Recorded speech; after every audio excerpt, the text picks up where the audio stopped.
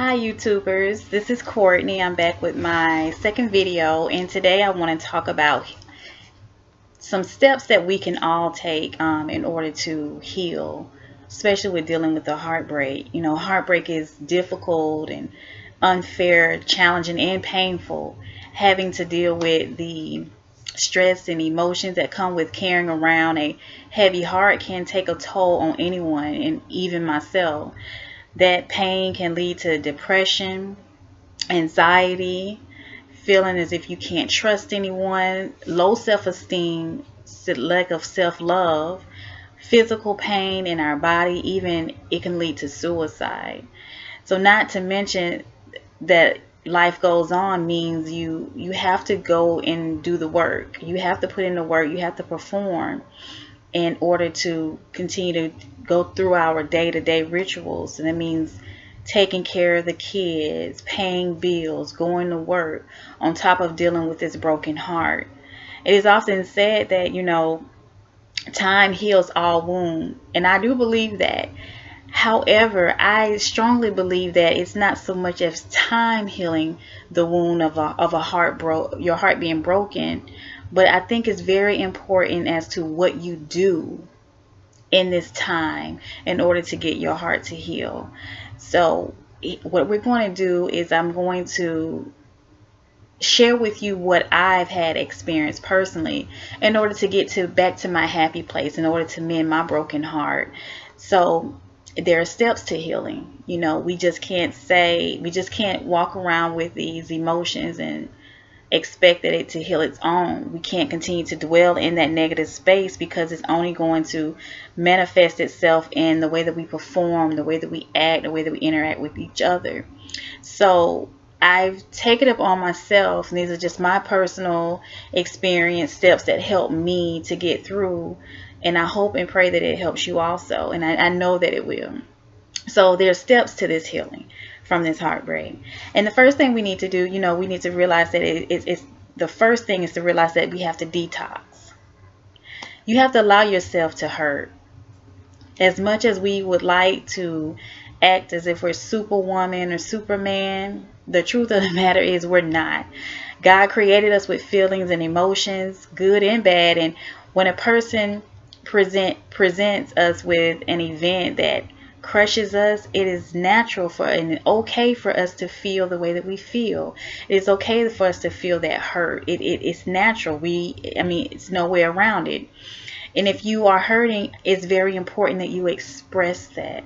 Allow yourself to settle in that pain. Let that hurt do what it's supposed to do. Let that hurt do what it was designed to do. And I know it may sound crazy, but trust me, when you try to suppress it, and it lays back in our subconscious mind, and we try to forget about it, and over time, you know, that jar can only hold that hurt and that pain so long. It's only a matter of time that it's going to explode. So it's very important that we allow ourselves to feel the way that we feel. It is okay that we cry and hurt. So we need to just settle in that. I think that is very important. However, please make sure it is not, you have to do what you have to do, but please just make sure that you don't settle in it to the point where it's hurting you, or you want to lash out and physically hurt, someone else. Because, in other words, let it be positive. Let it be positive. Let it just settle there. And the way that I mean to allow yourself to hurt is, the first thing is to, realize that you're going to cry. When I am hurting or feel sad, I have learned that it is not a bad thing to cry. Crying is a form of detoxing the body. Regenerating that negative feeling that is hidden deep down in our soul and in our unconsciousness. Crying is a way of letting out that emotion, oozing it out of those brokenness so that you can heal. So if you ever feel that you need to cry. Let it out. Get it out. That's the first thing in order for us to heal, is to first allow yourself to feel the pain. this is how I'm feeling. I am hurt. I'm disappointed. You've broken me. You've disappointed me. You betrayed my trust. You took advantage of my love. You manipulated me. I am hurt. And how I express that hurt, I am going to cry. And it's nothing wrong with crying. It doesn't mean that you're less than. It doesn't mean that you're weak. It is a feeling. This is how you feel. This is a way of expressing it. Crying, to me, I always say that when I cry, I am letting out those negative toxins, those negative energy, that negative feeling. And in the same breath, I am watering my soul. So I'm replenishing myself. I'm getting ready to move past this. And so allow yourself to cry. And the second thing is to vent.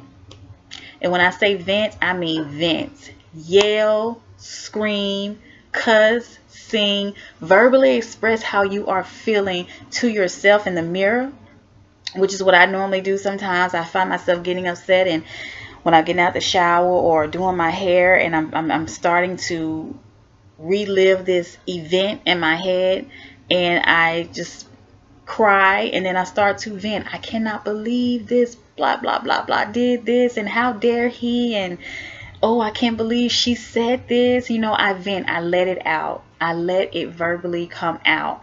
I do it in another way besides the mirror is to have a close friend and make sure that this person is a close somebody, someone that you can vent freely to, and they are not going to judge you. They're not going to take the fact that you're vulnerable and talk about you behind your back. So make sure that this person is not just someone that wants to listen and just get all the scoop so they can run back and go tell, oh, well, let me tell you, she did this and she felt this way, because it's only going to add more drama to your life, and you're already dealing with the broken pieces of your heart. So please, my love, please just make sure that this is a mother, a father, a friend, a sister, a brother, a counselor, a therapist, a minister, someone that you can trust to vent and feel vulnerable at the most lowest point of your life, to just let these things out.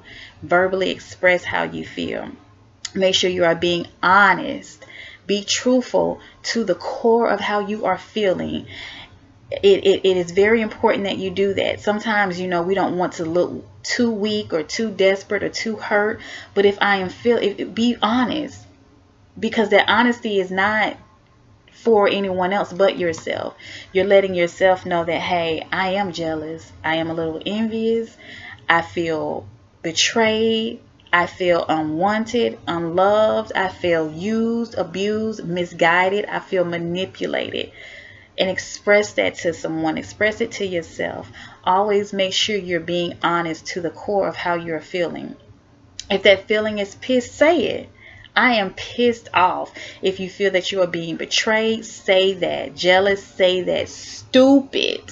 And I felt that way. I'm like, how could I? Why did I not just listen to my inner thoughts and my inner being, myself? Why was I so stupid? Like, he was telling me, but yet I'm still trying to hold on. It's like, why was I being so stupid? That's the true core of how I was feeling. And there's nothing wrong with that. Don't feel like you're less than, because trust me, you're one in a million. People go through it every day. So make sure that you're venting to someone that you can honestly trust, and be truthful as to how you're feeling. Make sure you get that out. You don't want to keep that in. So now that we did the crying and we did the venting, and the next step, I like to call it the smack and whack. And I'm pretty sure you know what that means. But this form of detoxing involves hitting, punching, and kicking. Yes, I said that. Hitting, punching, and kicking. Now, there are some rules to this on them, and I want to make sure that we are on the same accord, okay? So we want to make sure that, you're not expressing this in a way that you are hurting yourself or hurting others. Again, the smack and whack part of it. Please make sure that when you are kicking, punching, screaming, throwing things, or whatever the case may be, make sure that you're not doing anything that's going to harm yourself. And please make sure you're not going to do anything to harm someone else. Because we don't want you in jail. We definitely don't want you in the hospital. And I don't think nobody got extra bail money to get you out. So just make sure that you're still kind of in your right self to get that out. So in order to express that, you know, I do strongly believe that it's very important that we express physically how we are feeling. So as much as if, you know, you're hurting, if you feel like you want to hurt or harm someone, of course, you know, you can't do that, as I stated. But a boxing, go take a boxing class. Get in the ring with a professional that can help kind of monitor you a little bit. Kick a pillow, you know, punch a pillow. Go out and get a bat and whack a tree. Whatever you need to do to get that anger out in a physical form that is not going to hurt yourself or hurt someone else is very important. So I think that you should do that. By venting in a physical way is allowing your mind, your body, and your emotions come out in the same way. See, anger is not bad. It too is a feeling that is given to us by our Creator. You know, even He got angry, you know. So it's not to be looked upon as a bad thing. This is how you're feeling. And again, like I said, you want to be true to yourself and how you are feeling. And if you're angry and you feel like you need to punch a pillow, you know, go kick a tree, whatever it is that you need to do that. Get it out. Hit something. Do not hit someone. Now that we have did the detoxing part of it and gotten that out the way with the crying, the venting, and the smacking and whacking, now that we have gotten that out of our system, of course, you know, there's no ABC, one after another type thing that you may go through in this process. Right now in the detoxing part, what you want to do is detox. Get it out. Let it out. Express it out.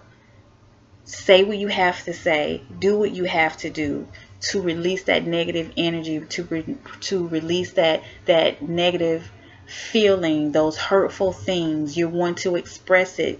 The worst thing that you can do at this stage is to bottle it in, to forget about it, to suppress it. Because trust and believe, when you get to the venting and the crying and the smacking and whacking, it's not going to be good. It can get very ugly for yourself and probably someone who is around you. So just make sure that you're doing it in a healthy way, if that even makes sense.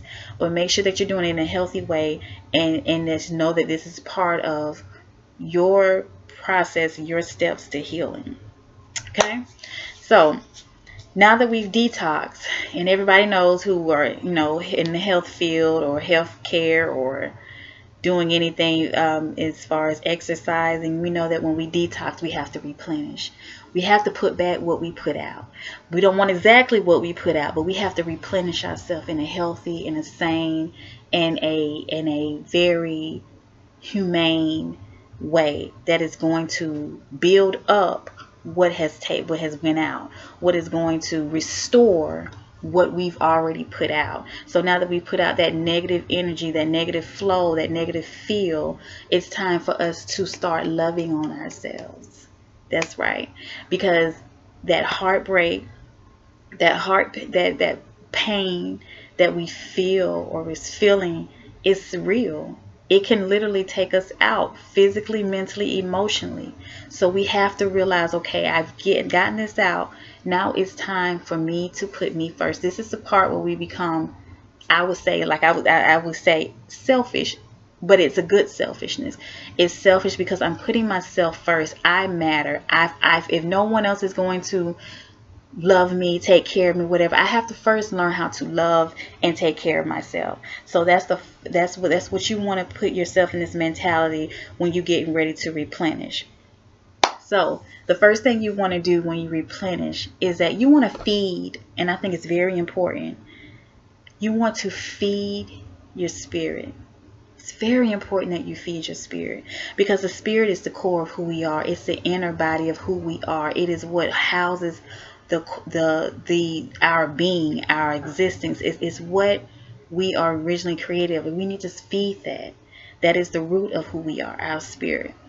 Knowing that there is a higher power greater than you and your problem, and is in control of everything, tells me that there is hope and that we can get through this. You know, he has all power. You know, God is able to mend those broken pieces. It is our responsibility, however, to tap into him so that he can heal. He's there. He wants us to call on him. He wants us to pray to him. He wants to love us. And he sees the pain. He understands the pain. He knows the hurt. So it's very important that we reach out to that higher power in our Creator and really rely on him to heal us. You know, God loves you, and he is right there where you are, in that broken place, in that brokenness, in that depression, in that anxiety, in that I feel I can't make it, in that I feel like no one loves me. God is right there. He's been there from the beginning, and he is not going anywhere.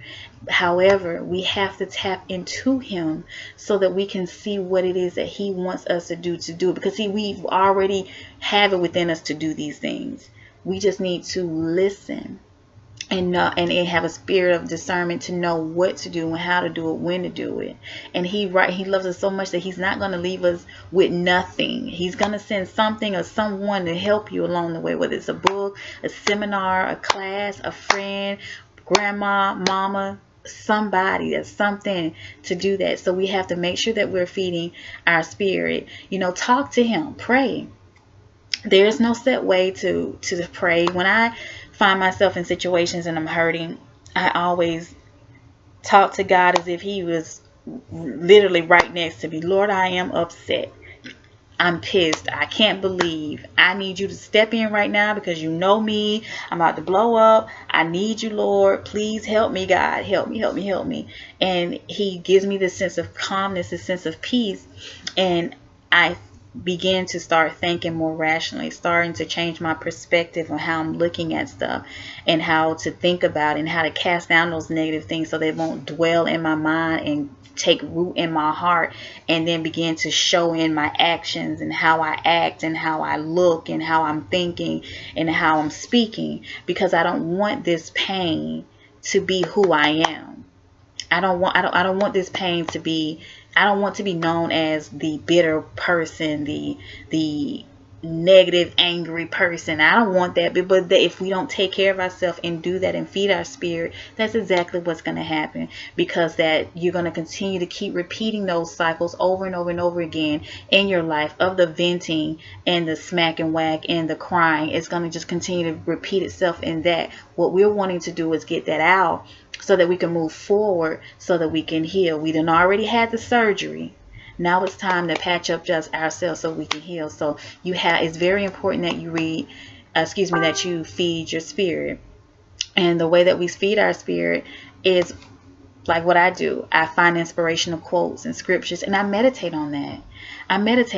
I can do all things through Christ, which strengthens me. You know, I am a conqueror and better days are coming and I can do this and I have the power within. Those are things that, you know, whatever it is, it can be a scripture, a song, meditate on that. You know, if you have to write yourself a love letter and read it every night of the qualities that you do possess and that you are great and that you are perfect in your imperfections, you know, tell yourself these things and just meditate on that.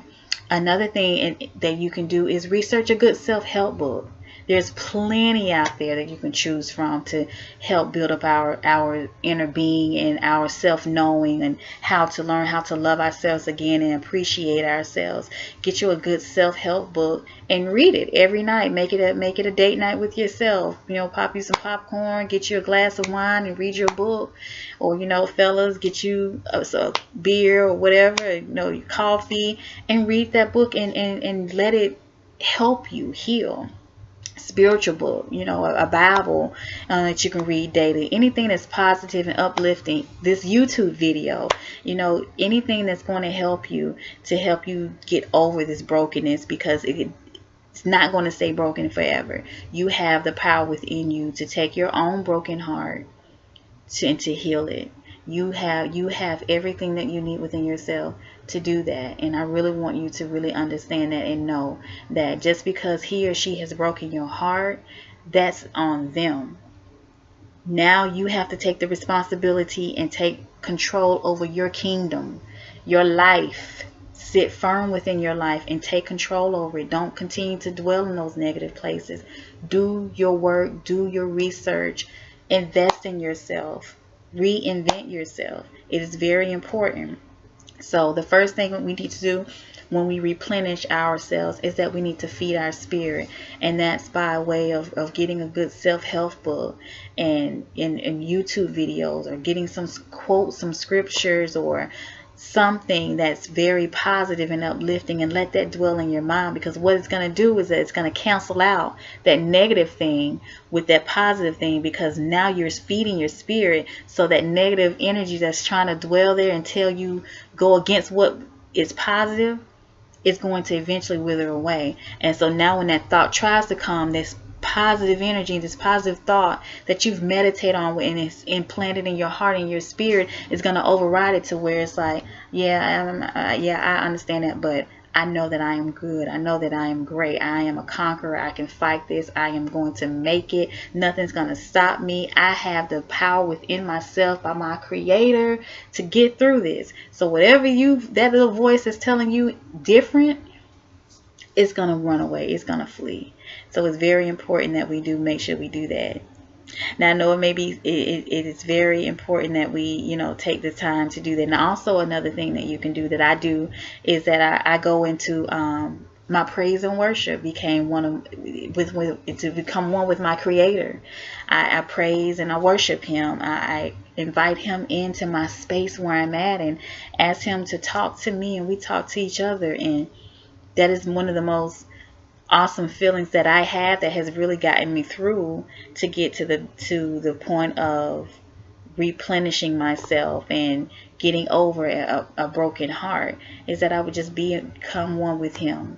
Just start to praise and worship and trust and rely on him, and remember that he knows all and he sees all and he loves me, and that he's not going to fail me. Now, I know it may be hard to believe and know, but now, because you know that God loves you, he's not going to do anything or act in a way that's to make you feel any different. So that's the first thing we need to do, and to make sure that you exercise your faith in spite of what it looks like, in spite of how you feel. Just know that where I am, God is also. So we need to make sure we feed our spirit. That's the first step of replenishing. And then we go to the word that I had a problem with, and that's the F word. No, not that one. The other one. Yes, forgiveness. You have to forgive. You have to forgive. It is a must.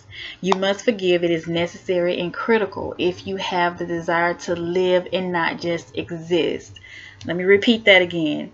You have to forgive him or her for what they've said or for what they've done if you have the desire to live and not just exist. Live to enjoy every moment of life, to enjoy everything that life has to offer, from the big highs and the low lows, and everything in between. That's living. That's living, enjoying life and appreciating life and discovering life and just wanting to grow in life. Existing is like a robot. I get up every morning, brush my teeth, get my clothes on, go to work, come home from work, eat, go to bed, over and over and over again. You're not enjoying the scenery. You're not enjoying the conversations that are being held with you and your fellow classmate, co-workers. You're not enjoying your children. You're not enjoying your spouse. You're not enjoying life. You're just pretty much robotic. You're going through a ritual every day. That's existing. What we're wanting to do is we want to live. But if we do not forgive, it's not going to do what it's going to do is going to harm us. It's going to keep us in this box. And we're never going to get out, because we're still holding on to this hurt and this pain and the unforgiveness of what that person have done, said, and or said to us, that is the cause of this heartbreak in the first place. So you need to forgive. First, you need to forgive for yourself. Forgive yourself. Forgive yourself for feeling you deserve someone who mistreats you. Forgive yourself for not loving yourself enough to walk away. Forgive yourself for not recognizing the red flags. In addition, forgive in addition, forgive the heartbreak. They didn't realize what they had, and you was not equipped to deal with how they left. So you just have to forgive that. And to be honest, they no longer wanted the relationship, and that's okay. They have the choice to leave. It would be better if they would have left in a more loving, caring way, and not betray you, not discredit you, not dishonor you, not hurt you. But they left, and it's okay. You're going to get through this, because what God has for you is for you. Can a devil in hell take it away from you? And trust me, it will not walk away. Let me repeat that again. What God has for you is for you. Can a devil in hell take it away from you? And it will not walk away. So to say this, if he or she left, it wasn't for you. It wasn't for you. I know you loved him, and you loved her, and y'all had history together. We got kids together. He had a change of heart somewhere down the line. She had a change of heart somewhere down the line, and that's okay. If he don't want to stay, let him go. She doesn't want to stay, let her go. What God has for you is for you, and it would not walk away. And can a devil in hell take it away from you? Remember that. So you have to forgive. So you have to also not just forgive that person, but you want to forgive yourself. And it is must and mandatory that you do that. So when we do those plans, please understand that unforgiveness is an invitation to let other deadly emotions eat away at your soul, such as hate, bitterness, and anger. It takes root in those crevices of our hearts, and it spreads like wildflower. It is willed to manifest itself. And then if you look, talk, treat others the way that how you're feeling, it just shows that bitterness has taken place into your heart. So that what you don't want to do is you don't want that to happen. So please make sure you forgive. And if you have a hard time forgiving, and because trust me, I understand it is hard. It is hard to forgive someone who betrayed you, who promised they would never leave you and be there for you and your kids and stuff, and they just boom, walk away. It is hard to forgive someone like that. And if you are having problems with forgiving, ask God to help you. Ask him to show you how. Ask him to take away whatever it is within you that is not allowing you to forgive, and he will. He'll and you will find so much peace. It's so much peace and forgiveness, and it's so much turmoil and chaos, and it's a catastrophe holding on to that bitterness and that anger and that unforgiveness. So you must, it is mandatory, it is a must that you forgive that person, and also forgive yourself. So to replenish, feed the spirit and forgive. And the third thing is, what works for me is journal. Journaling is a safe place to hash out all our internal feelings, good or bad, positive or negative. Pouring out those emotions on paper can help open up those hidden feelings and voices and emotions that rest within our unconscious mind. By doing so, it allows you to dig deep within and go to those places you were not aware of. In other words, journaling for me, it shines a light on those dark places that needs to come forth in order for me to have a complete, divine, and authentic healing. There may be an event that happened in your childhood that has caused you to think that a certain behavior was okay. There may have been a lie you have been telling yourself, and that has kept you from believing you deserve the best in every area of your life. See, journaling does not only help you get out what you are feeling, but it allows you to tell the truth, the whole truth, and nothing but the truth. It allows it helps you to ask questions about yourself that you need answers to. The when, the why, the what, and the how. By doing this, it allows you to pause and answer those questions only you can answer.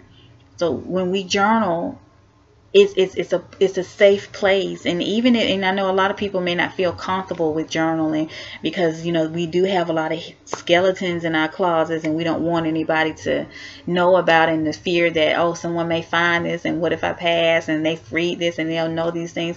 You know, if you have to write it out and burn it afterwards, do that. If you have to write it out and tear it up afterwards, do that.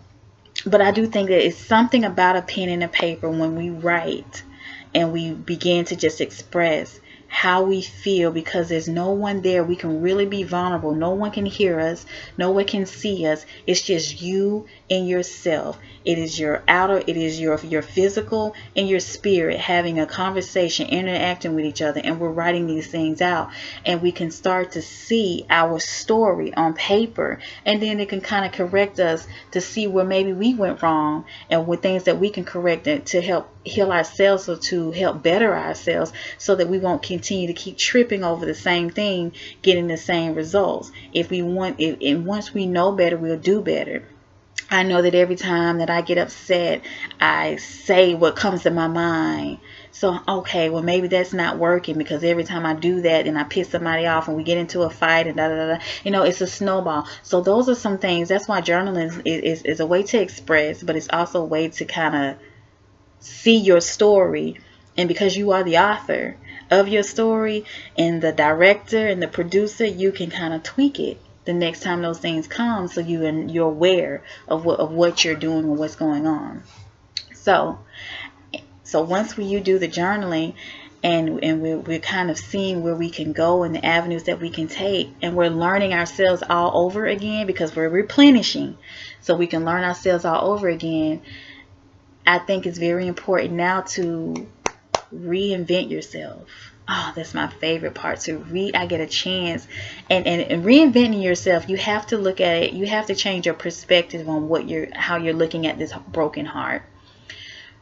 Reinventing yourself means that, yes, I'm by myself again. I'm single. I don't have the same routine every day because he or she is not here. And that's a hurtful thing because you're so used to that. However, if we change the perspective on something and dwell on that, it'll help us better to cope with getting to this complete, authentic place of healing. Because if we continue to look at it the old way, we're going to get the old results, because now we're wanting to replenish ourselves. And when doing that, we need to reinvent the new me, the new you. This is the stage that, like I said, I love the most. This is the stage where I can start putting together my life in a way that is based off of the truth and purpose. This is a stage that gives you power and authority to be honest with yourself. You can create. You are the creator, and now you are a force to be reckoned with. You know, He has given us, our Creator has given us the power to take control over the life that He has given us. Again, it's our responsibility to tap into that place and begin to listen to the Creator for directions as to what He is wanting us to do. Because all of our lives, we have a purpose. We are not just here to do things and to be seen and to have stuff. We have a purpose, and we need to be driven by that purpose in the process of reinventing ourselves. Tap into that place and begin to listen for directions from Him to make calculated moves. So, because we don't want to trip over the same thing anymore. To make calculated moves that will build you up higher and even greater to where you once were. Trust in the Lord with all thy heart, and lean not to thy own understanding. In all your ways acknowledge Him, and He will direct your path. God is right where you are. Don't forget that. He never left, nor will He never leave you.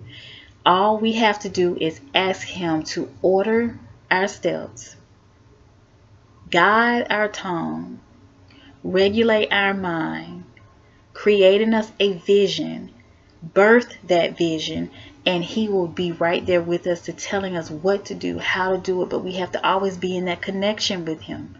Because if not, that's when we start to find ourselves going back to our old ways. Because we were reinventing ourselves. So even though the old man is still there, Once we start to cling to our Creator to give us direction, that old man is going to be gone. And we're going to be able to listen to what He wants us to do, giving us our purpose. And in addition, He will reveal to you what your purpose is and make provision for you to get there.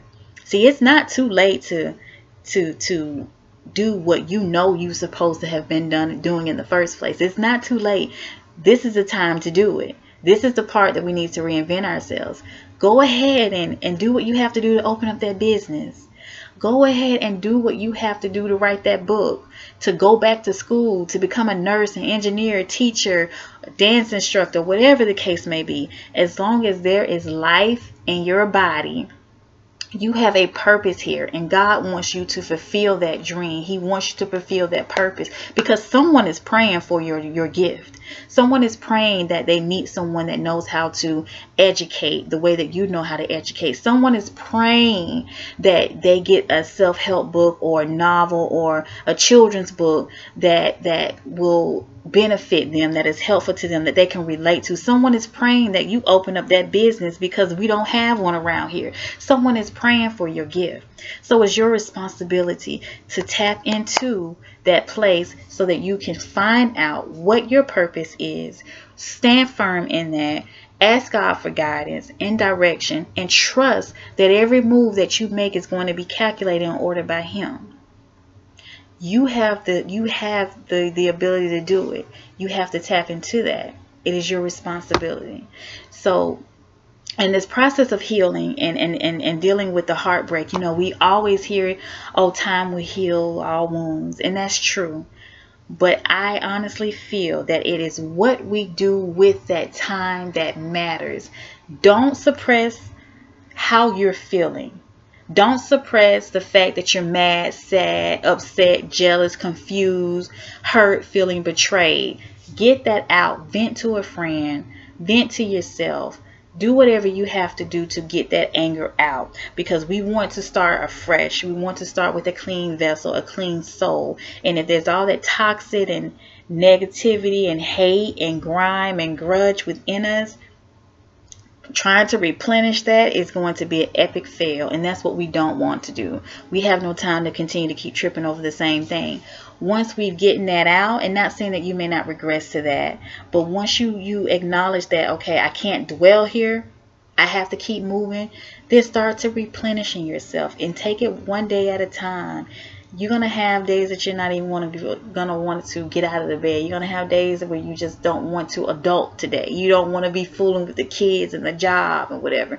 But continue to do these steps, and I promise you, you will get through it. I've been there. I've done that. I'm doing it now. And when I tell you, from where I once was and to where I am now, I know that there was nobody but God, being right there where I was in my brokenness, and He is right here with me now in my happiness, and He was there everywhere in between. Even when I have a moment and go back, He's still telling me, you can do it, Courtney. Get up, go. We're not dwelling there. Remember, no, that's nobody but the enemy. That's the positive things that I kept feeding myself when I would go to get the self-help books. Those are the positive things that I would meditate on day and night. That's the scriptures, the song, the praise and worship. That is what I have been feeding. And now that it's very strong, when that negative tries to come into my life and into my ear and say it, it is so powerful that it overtakes it, that I don't even dwell on that anymore. I push that out of the way. Oh, well, Courtney, you ain't really because I can do all things through Christ who strengthens me. I am a conqueror. I have more than enough. I will make it. I can do this. I have the greatness within me. I am created in His image. And if I am created in His image, that means that I possess some of the things that He has. I have the authority to speak to these mountains and tell them to be thou removed, and they will be removed. I have the authority to tell something or someone, not today. Don't do this. Don't touch this. Don't mess with me. I have the power within my tongue, within my ability that He has given me to speak to these things and watch that it manifests. So knowing these things and dwelling on these things is what has really sustained me and what has really have kept me. And so I am at a place in my life where I can honestly say that I am happy, because I am feeling complete, whole, and replenished, and reinventing myself now. This right here is therapeutic for me. This right here is going to help someone else. And I know that it will. And my prayer is that you beautiful queen, stand firm within your throne and take ownership of your kingdom. That's everything that is around you. Don't ever belittle yourself. Don't ever think that you're less than. You are beautiful. Nothing is wrong with you. It's something wrong with him. And if he is not there with you, loving on you, treating you like the queen, the empress, the goddess that you are, then it's okay. Let him go. And to my king, stand strong and firm in who you are. Continue to know that you are great. You are blessed. You're not scum. You're not a dog. You're not dirty. You are a man. Stand firm in that. And if she could not appreciate that and she could not see that, then it's okay. Let her walk. Because see, the thing is that someone is praying for you, my king, and someone is praying for you, my queen, and it's only in divine order and in the perfect timing that you two will meet. But in the meantime, learn how to love on yourself. Learn how to appreciate yourself. Learn how to be great within yourself. Because if you can't do that within yourself, there is no way that you will find someone or someone will want to be with you, because you'll become a crutch instead of a crush. So I pray that you all take this information and use it, exercise it every day. And I know for a fact, I promise you, that you can take those broken pieces of your heart, do the work to mend them back together and readjust it, and it'll start pumping beautiful blood. I love you all. Stay blessed, stay prayed up, believe in yourself, and love yourself. Self-love.